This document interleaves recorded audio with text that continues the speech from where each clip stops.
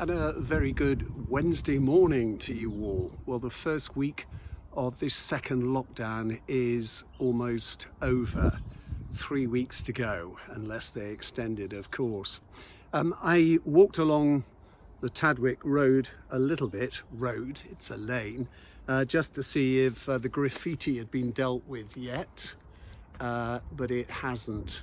I know it's a little bit out of town, but it has been noted. Baines is aware of it, so we've just got to wait for it to be cleaned off. It's just such a shame, and of all the places to put their blasted daubings, this is probably one of the worst. I wanted to thank Baines actually for the drone footage they put my way yesterday. Drone footage shot of the installation of the new pedestrian stroke cycle bridge. A drone flight by UAS Flight Ops. They're a national company. They've done work for Bath before, promoting the city, getting some lovely aerial shots, and they have done lots of work for the BBC and Channel 4. They shot a lot of footage for Channel 4's series Hunted, so well done them. Which reminds me, I did say yesterday that Baines said they were still going to hold a bridge naming competition. And I did go back to them this morning and say, can you set a date on that? And the press office says no, they haven't been advised when that competition is going to be launched. I've already had one suggestion from a follower, Peter Dunn, saying it should be called the George Stoddart Bridge because, of course, it crosses the river towards the Newark works, Stoddart and Pitt.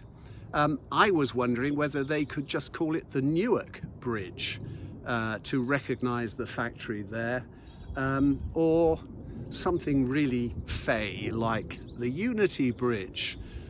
Because it's something that unifies both banks of the river where there is commercial development taking place, which is part of Bath's economic future.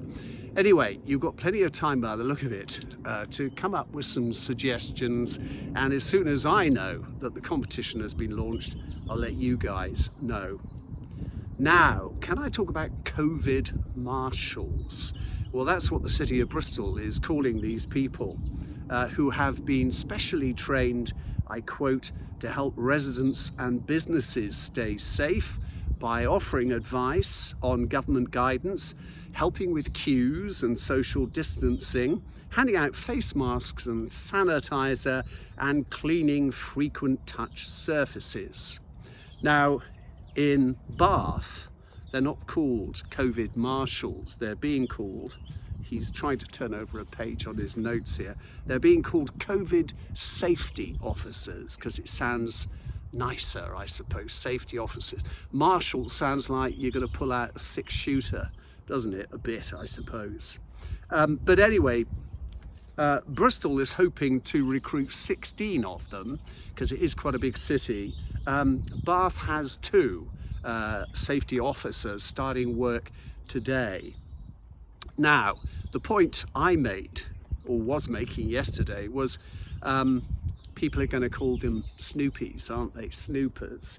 And can these people do on-the-spot fines if people aren't following the rules and regulations? Well, apparently they can't enforce the regulations, but in the case of Bristol, it says they are working closely with the police, which means they can report offenders. So in the interests of all our safety, if you're out and about today, you haven't got a mask on, or if you're in a queue and you're not leaving a 2 meter space, do think about it, because it's not only your safety, it's the safety of other people. Now, as I've taken my exercise up the hill to Upper Swainswick and beyond, I can't turn around and walk back into town to take a photo of our safety officers on duty. But if anybody does snap them, especially with a smile on their face, do send me an image so I can put with this.